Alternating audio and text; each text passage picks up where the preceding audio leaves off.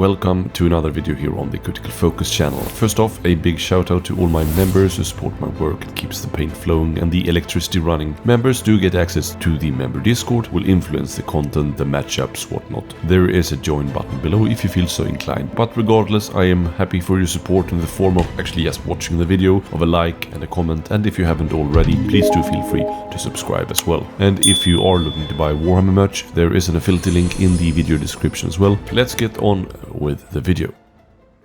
Okay people, we now have the missing war scrolls for the organized play legal warbands. I mean, except the ones hidden in the Grand Alliance boxes, of course, that are yet to be released. We also know the ill fate of the legended warbands, so a lot to get through here. Yeah, let's get cracking.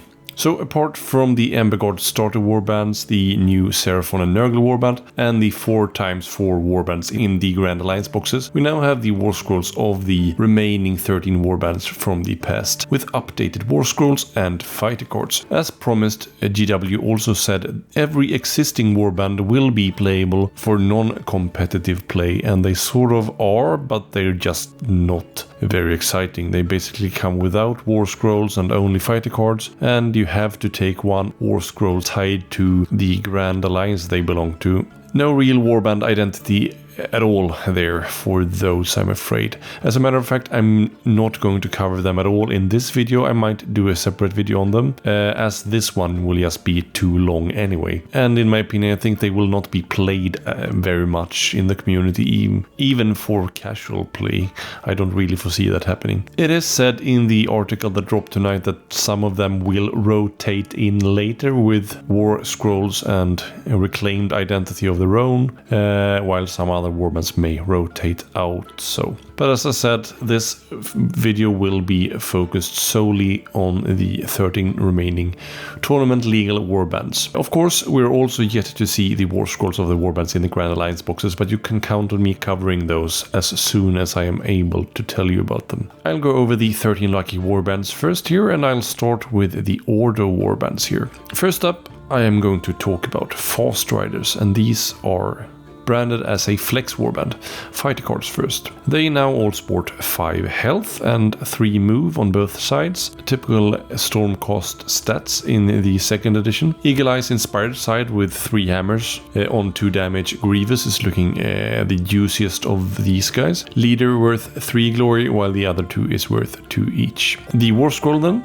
So yeah, they'll inspire similar to how they did before. That is individually after making 2 different types of attacks inside the same phase, which is okay, I guess, albeit a bit slow. As they no longer go to 2 shields inspired, inspiring them is a lot less clutch now, especially since they are fairly similar in terms of accuracy and damage output, regardless on what side of the fighter card you're looking. They have a search ability called Vanguard, usable on a vulnerable inspired friendly fighter in enemy territory after using a core ability. You can either heal 1 and uninspire, which also blocks heal and inspiring for the rest of the turn, or roll to ping an enemy fighter within 3 with some fairly decent likelihood, with increasing likelihood also in the latter rounds. This ping is not restricted to non-vulnerable fighters like much of the other ping we've seen so far, so that second option is a pretty darn good one,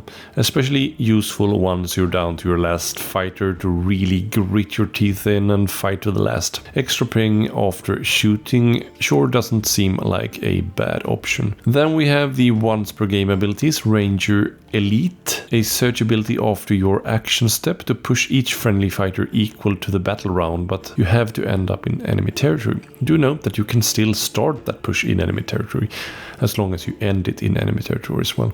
Pushes are always extremely useful, a little less so for a ranged warband, but this sure won't go unused. Next one is Forward to Vanguard, with the same timing to pick a friendly fighter not in enemy territory to make an out of sequence move. No stipulations to where you end up though, so technically you can trigger the Vanguard after this one, as the move is a core ability. Also really useful ability, of course. Last one is Behind Enemy Lines, with the same timing. aiming. Pick a damage friendly fighter in enemy territory and give them a guard token. That is fairly weak as a once per game ability goes, though unless you're sitting on +1 defense cards to kind of double down on the guard token effectiveness. So yeah, that's the Fast Riders. Are you excited for these guys? I think they could be quite a fun bunch to play, some really strong stuff there, and with 5 wounds each they are no pushovers. Out of sequence moves and pushes are some of my favorite things, and while these guys are branded as flex, I think you won't go wrong with strike either really. Let's move on. Brethren of the Bolt next. These guys sport 3 move on both sides for the bunch of them. The leader and Friar Galvek is worth 2, while the rest of the lunatics here are worth 1 each. With all of the fighters doing 2 damage inspired, they are certainly not looking bad. And as you know, they all start inspired. Wounds wise, or health-wise I guess, we have the leader on 5, Galvek and Tassat on 3, and the rest of these guys on 2, which is quite reasonable. They are only humans after all. Or are they dancers? The War Scroll then. Inspire is pretty much exactly like before. Start inspired and uninspired after a successful attack, and re-inspire if they were a conducting fighter, meaning they were interposed between the attacker, as long as that's you, and the defender. Which leads us to the Holy Capacitators, and that works like before with reducing the distance between the attacker and defender, which technically means that you can use a range 1 attack from 2 hexes away from your enemy if you have another friendly fighter between the attacker and defender, which is a very fun and unique mechanic that I'm glad to see unchanged. The abilities then. First off, we have the Fulminating Hymn, which is a once per combat phase choice you can make as long as you have 2 surviving fighters. Either you get immunity to be flanked, not amazing, but still not crap. Reckless Abandon means that instead of getting a charge token, you can opt to take a damage instead, which is pretty wild, and I kinda love that. Plus, it's very lore accurate. It feels very flagellant. Lastly, you can opt for the Faithful Dynamos, which gives all of your fighters weapons stagger for the round. I'm really loving that Reckless Abandon, even though I probably won't choose that one in every case. Then the once per game abilities. First up, Crackling Burst, which is an out of sequence move in a power step. Very useful of course regardless of playstyle, not least to set up Holy Capacitators and thus give yourself support, reduce range and re-inspire. Heaven's Charge is used immediately after your action step to uninspire a friendly fighter to ping an adjacent enemy fighter. Uninspiring your fighters really doesn't hurt you that much, and ping is pretty sweet, especially reliable ping like this one. Lastly, Coruscating Revival is used after your action step to choose a fighter that we're conducting in that action step to heal them. Heal is fine, but this is kind of a larger warband with mostly one-shottable fighters, so often it won't do that much, but still not crap of course. Overall, a very successful redesign of this warband in my opinion, and I'm looking forward to trying out these lunatics. How do you feel about these guys? They are branded as Mastery Warband here, and I could see them using the Flex deck as well, to decent effect. Next up we have Iron Soul's Condemners, which were one of the warbands I was a bit surprised to see included here, but I guess they were packaged in a Barnes & Noble's edition of a starter set with Sepulchral Guard a while back, so I guess that makes sense. They are branded as Flex weirdly, but yeah, let's see. Fighter cards looks pretty similar to before, even the fact that Brodus goes to 4 move while the other stays on 3 remains the same. And these guys goes to 2 shields except Brodus, so that is looking quite badass on 5 wounds each, while also really bringing the pain there with Brodus sporting 3 hammers, 2 damage with Weavers, so yeah, that's basically 3 damage for example. And yeah, the other guys and gals are not far behind either, and very accurate all of them. They inspire like before after rolling a crit in defense or offense, so I guess Matthias would never inspire these guys, but hey, otherwise it's a pretty awesome condition. Bulwark Against the Dark means no drawback on unmoved or uncharged friendlies, which seems pretty stormcasty and also pretty good, as it also denies overrun, as that triggers after the drawback step. Abilities then. Punishing Blow is for Brodus specifically once per game to have plus X dice equal to the battle round. That's pretty darn scary even in round 1 really with his damage output. Yikes. Next up is a pretty neat one as well, with etherically charged shields for the shielded fighters to negate weapon effects abilities once per game. Taking away Grievous especially can be pretty clutch now that that's the only source of +1 damage in the game. Last one is a etherically charged maul, which triggers after you attack with Tavian or Gwyn to have +1 range once per game.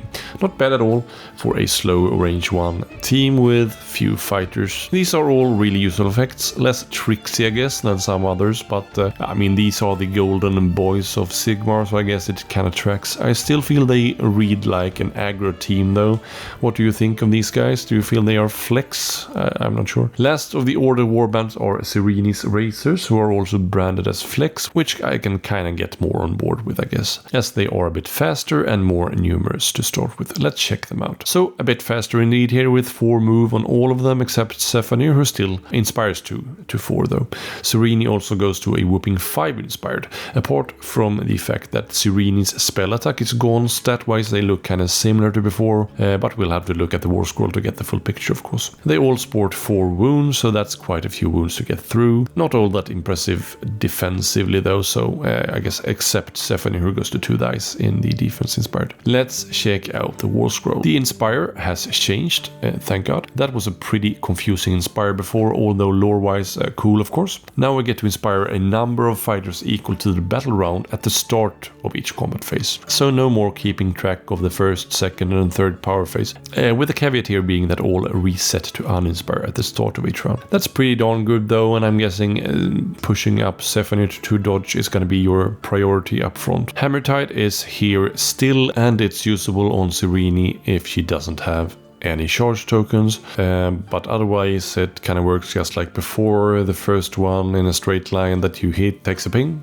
and gets staggered. No restrictions to how many times it's usable, so already here I foresee them being played a lot. Deadly Riposte is used immediately after enemies fail attack that targeted Alathir or Renglaith, and gives the targeted fighter a cleave and ensnare in the upcoming turn if they attack the one who attacked them. That's pretty cool, especially now that those effects actually are somewhat useful. Phantasmal Ink is used immediately after an enemy's failed attack that targeted Zephanir to push Zephanir equal to the battle round amount of hexes. The caveat here is that it's not up to, so it's not always going to be desirable to push the required number of hexes there. Lastly, we have Soul Harvest, which is the only once per game here, usable in a power step. You pick an inspired enemy fighter and force your opponent to either uninspire that fighter or let you draw power cards equal to the battle round. Kinda love this one.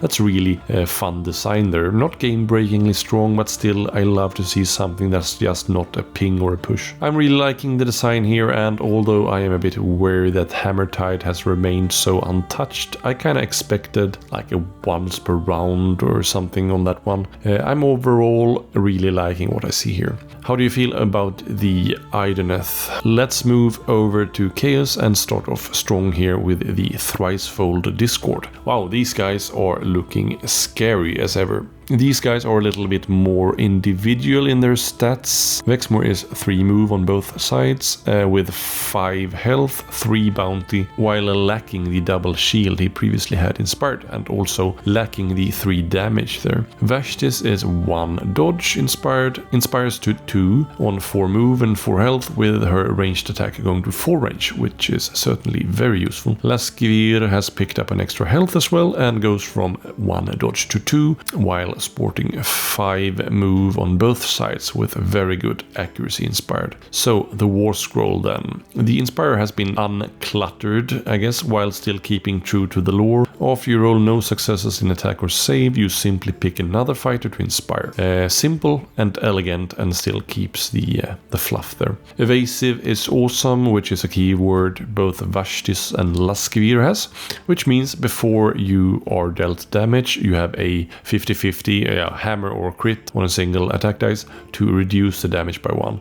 These fighters are both 4 wounds, and this should, as far as I can see, also stack with a stand-fast damage reduction. So 50% chance on any incoming damage. That's pretty wild on already decently survivable fighters, and it stacks with standfast. That's very, very good. Indolent is for Vexmore and gives him a +1 attack dice and Grievous while unmoved or uncharged, which is certainly not bad on a range 2 fighter, which means his unmoved inspired profile reads 3 hammers, 3 damage. Then we have the abilities. Wicked Slice is triggered after Laskivir attacks to ping an invulnerable fighter within 2 of him, which can essentially then be the same one as you attacked. That is pretty crazy, and there's no restrictions on how many times you can use it. I think they're already looking quite scary here, but there is more. Eldritch Enmity is a very lore accurate push usable in a power step. Instead of playing a card, it says here, pick 2 friendly fighters and push them each up to 1 hex, and they must end that push further apart. Very strong as well. Albeit only once per game. Next one is Feuding, which is also once per game immediately after your action step to uninspire 1 friendly fighter and instead inspire another one. Similar to the Domitan way of inspire cycle there, which is pretty great. After charging with an inspired fighter, for example, you can inspire another one to gain accuracy on an upcoming charge or attack. Yeah, that's very nice. Last one is also once per game in your action step. I think the kind of timing here needs to be clarified, but yeah. You can pick an enemy fighter and discard one of their upgrades and then instead equip them with an upgrade of equal or less cost from your hand. So I don't think you can kill off a fighter staying alive at the mercy of a +1 health card this way, as that would mean that you can't complete the sequence of the ability, but the implications of this is still pretty great. Take away a great strength or a keen eye or like a +1 defense card and give them something shitty like a +1 move. That's very slanish. I love how much Warband flair has been kept in this War Scroll. I just fear that they might have gone overboard on the power level here a bit. But yeah, it remains to be seen. What do you think? They are branded as Mastery, which seems very fitting, really. Next one is Spite Claw's Swarm, who are branded as Strike, so let's go. Yes. They are all 5 move on all sides, leader and Kirk worth 2, the rest of the lot 1. Nothing that really stands out from the stats here. Let's just simply jump to the War Scrolls. They are inspired immediately after resolving a ploy that picked a friendly fighter. Glad to see the old inspire stays around, although I'm not sure how good it actually is in this meta. I haven't really done the math on how many cards chooses a specific fighter. Swarm is the race mechanic, and it works similar to before. Do note, raised fighters have 0 bounty.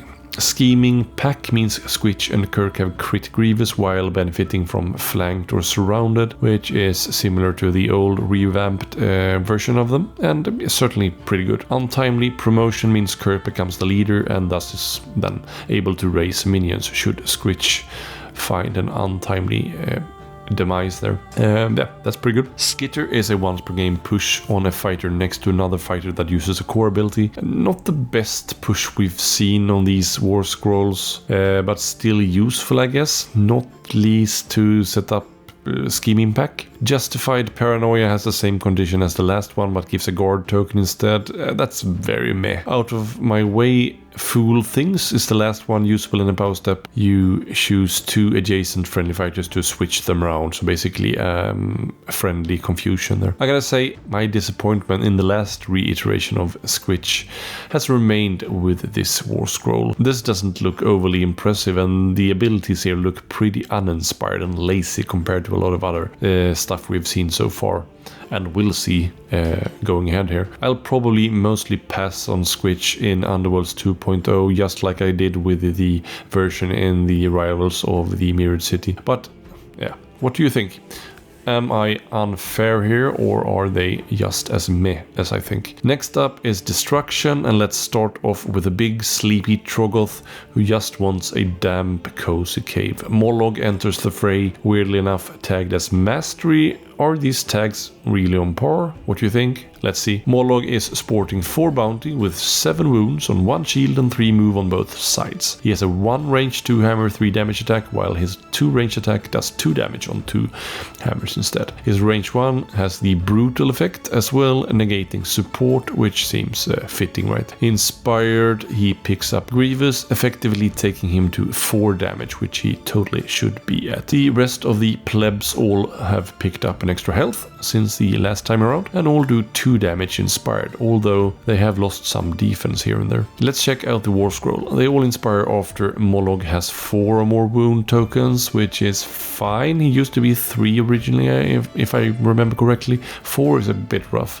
Yeah, but you don't really need to inspire him except for picking up that last Grievous, which you can just totally get from a card anyway. Always Lurking states that when you deploy your friendly lurker, question that, when you deploy the Stalag Squig. Why complicated? Why the keyword for a single fighter? I don't get it. Anyway, place him in an empty hex that doesn't contain a feature token and is not a starting hex in enemy territory. This fighter cannot be removed from the battlefield unless slain, pushed or moved. So not subject to illusory fighter or confusion, for example. Tag along means you can push any other friendly fighter 2 hexes after Mollog moves. So that includes a charge, but must end adjacent to him or an enemy fighter adjacent to him. That's a neat way of providing support, which is probably the only thing these guys are. Unnatural Hazard means you can pick an effect each round to apply. You have to choose one of these. 1, Nasty Critters, which means enemy fighters adjacent to any non-Mollog friendly fighter is surrounded, which is pretty nice. Number 2 is Tripping Hazards, means that if an enemy fighter enters a hex adjacent to a minion, they get staggered. Or 3, Watch Out, they bite. After an enemy is pushed, placed or enters any hex adjacent to a minion, for the first time there is a 50-50 chance to ping them there. All 3 are pretty useful effects. That is it for the War Scroll. Not much to it really, but Mollog is pretty simple. He just wants to hit things and go to sleep, and I'm mostly questioning tag here. Is he really mastery? Well, what do you think? I think the War Scroll looks decent enough, but I'm not a big brute warband type of guy, so I'm not the one that needs to be satisfied here really. Next one is Sawbag's Gits, with the first take and hold warband out of these 13, so let's check these Gits out. These guys look pretty similar to before, but Snurk looks really scary there on 3 dodge, 3 swords, 3 damage, inspired. Yikes. Protect him before he inspires, I guess. We have total glory of 9 here, but that will be explained real soon. So yeah, let's check out the War Scroll to clear that one up. They will inspire after your total glory is equal or greater than the amount of surviving friendly fighters, which in this edition should be pretty quick to inspire them because, yeah, you get a lot of glory here. Barely worth it means after 7 fighters are slain, the remaining will not garner your opponent any bounty. There you have it. So it's basically just 7 glory. Squig Herder simply explains how you deploy the squigs together with Riskit, with a caveat there that they have to be adjacent to him and they can't go on feature tokens. Abilities then, Scurry is really great with reacting to another adjacent friendly fighter moving to also move that fighter. This is no longer restricted to only the Gits. This works on the squigs too, which is fantastic. That's very, very good. And it doesn't say that you can't use it if you already have a move token as well, so yeah, that's very, very strong. Spiteful Volleys mean that if one of the 3 archer Gits here shoots an arrow, another one of them within 3 hexes can shoot as well. You can't chain this though, as you can only use this ability once per round. It's not very powerful, but it's a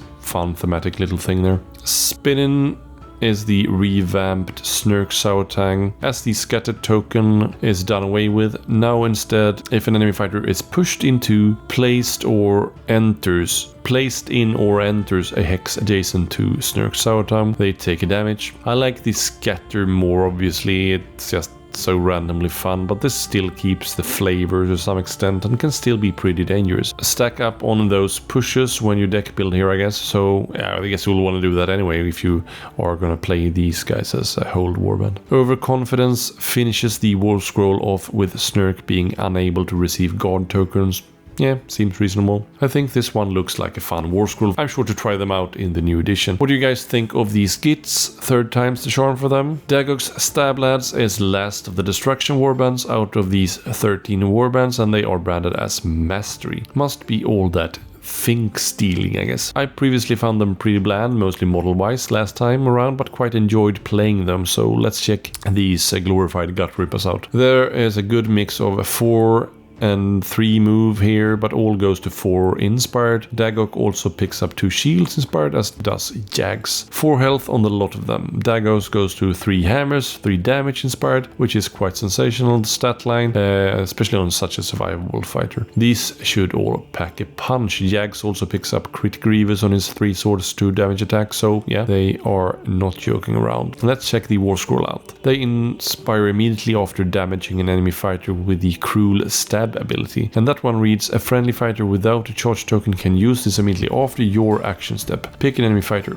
that is not vulnerable adjacent to that fighter. Hammer or crit, you ping them. Yeah, that really depends on the size and playstyle of the warband, how many times that this option will present itself, but given enough push and out of sequence move, it could proc a lot, I guess.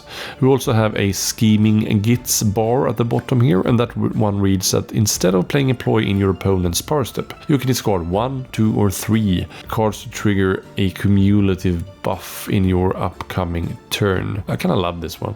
First card discarded provides you with +1 move, the second means that enemy fighters are flanked, and the third one gives you +1 attack dice. This really incentivizes you to take more than 20 cards, to really splash the cards around here, especially to trigger the last very strong effect there. Very interesting. If it's very good, I don't really know, but it's going to be very interesting to try it out. Then we have the once per game abilities, starting off with 2 against 1. You get immediately after your action step, you push a friendly fighter 1. Hex, nice way to set up the cruel stab, I guess. They do share the same window, but there's no limit to how many search abilities you can resolve in the same window. So do this one first and then do the cruel stab. Next one is Thief of Cannon, useful in a power step. Draw a number of power cards equal to the number of damaged enemy fighters. Not bad at all. Card draw is powerful, and especially with a scheming gits mechanic. Last one is called Nasty Poisons, usable after an action step. You roll a dice for each damaged enemy fighter. If you roll a crit, then take a damage. That's not overly strong and quite swingy and unlikely, but I guess poison makes sense with the cruel boys, so yeah. I think I could really get into the playstyle with them here. The mechanic is certainly fairly unique here. What do you guys think of these Aurochs? Let's move on to the last alliance then, with Death, starting off with the OG Skeletons of Shadespire. It is the Sepulchral Guard geared towards Taken Hold. Let's check them out. They are all worth a single glory, which power-wise obviously is very off, but you gotta do it somehow, I guess. The main fighters still look very respectable, with all reliably doing 2 damage. An interesting change here is that Prince of Dust, the Champ, and the Harvester are all 2 life now, which actually makes them easier to inspire as a consequence. They do inspire after getting raised, and the leader inspires after 3 guys are raised, or at least after raising 3 times rather. Forward is a core ability for the leader, as long as he doesn't have a charge token to move to other friendly fighters. So yeah, similar to before. Arise is of course the raise mechanic, but it can now raise up to 2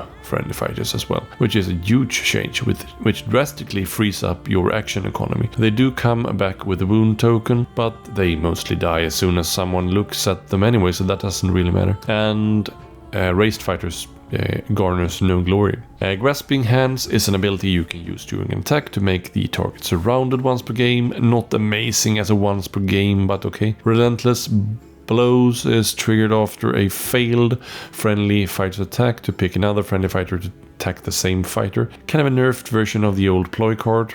And the fact that you can't pull off a double successful hit makes it a bit sad, I guess, as a once per game ability. Last one is the Bone Shrapnel to ping back the attacker if they are not vulnerable after they slay one of your fighters.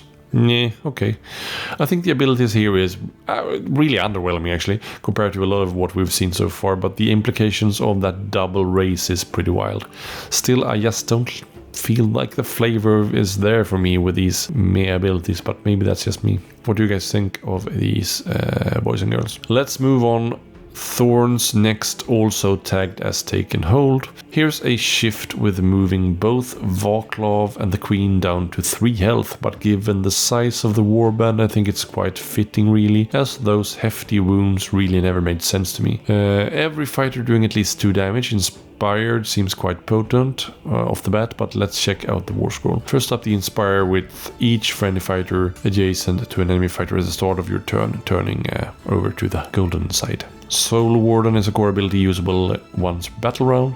Pick up to 2 minions and push them 2 hexes, and if you want to, give them charge tokens. So this has now been removed from Varklov's card basically, and it doesn't seem to require any of the 2 main fighters on the board to be usable, which is quite nice really. Wave of Terror means that if you have a charge token and or adjacent to enemy fighter, that enemy fighter is surrounded rather than just flanked. Similar to what we saw in the last iteration, and the reason to maybe put the charge tokens after they push there.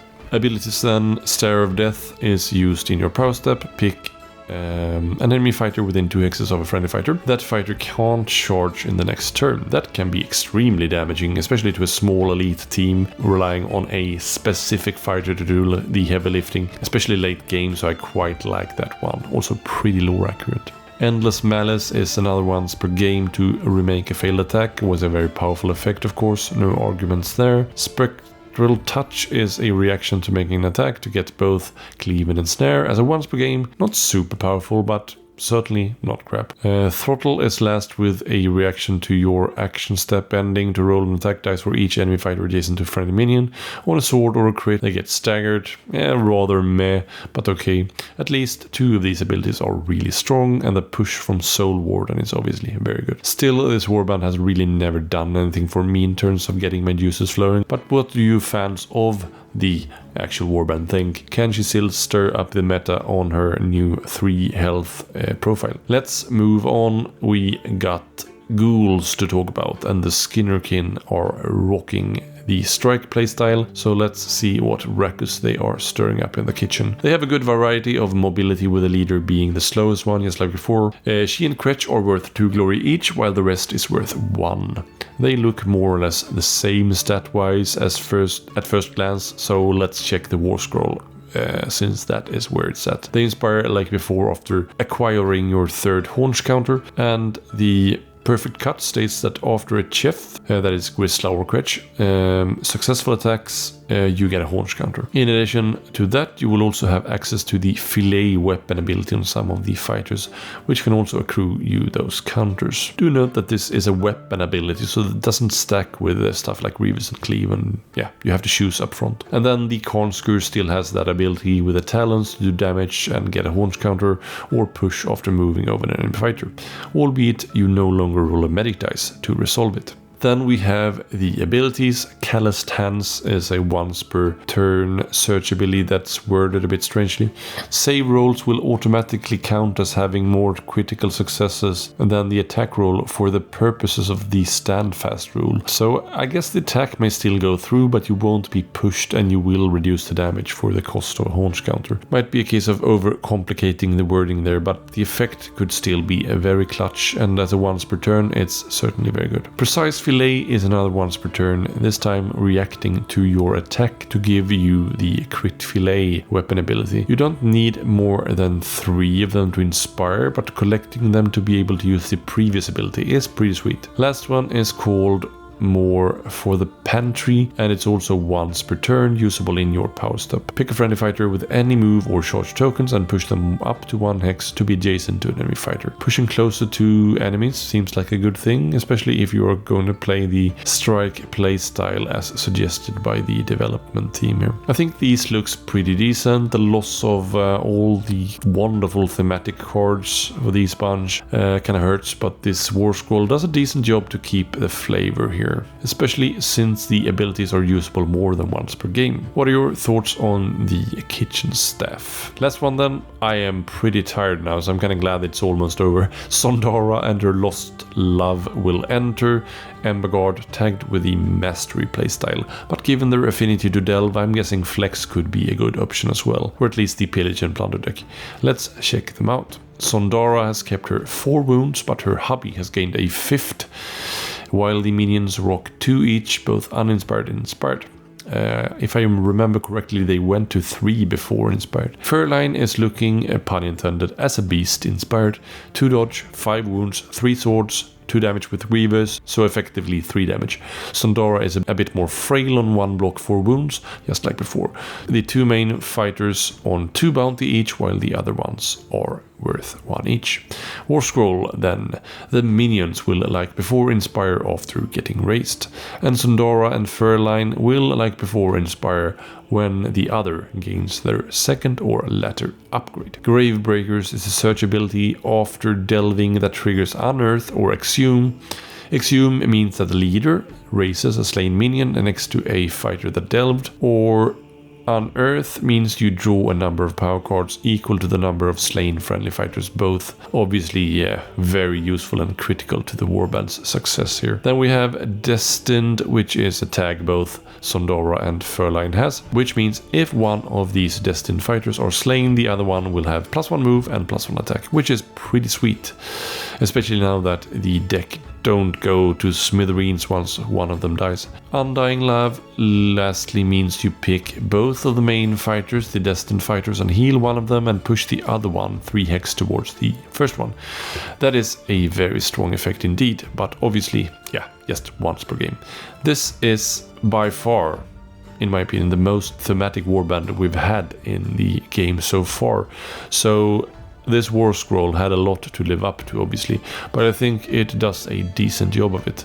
I still think the Pillage and Plunder should be a good fit for these guys, but I'm sure they can rock Mastery as well. And if all else fails, just go strike with Furline. He should do pretty good job in that department. That is it for these 13 warbands. This has been quite a behemoth of a video to record, so I would really appreciate if you would help me out with a like and maybe a line or two as towards your feelings about these War Scrolls and these warbands. As for my part, I think there were far more pleasant surprises than the opposite, and I'm definitely eager to try some of these guys out. Which ones were your favorites? Which ones didn't live up to your expectations? Let me know down below. That's it for today. Have a great rest of your day. Make sure to subscribe, and I'll see you very soon with more goodies. Bye.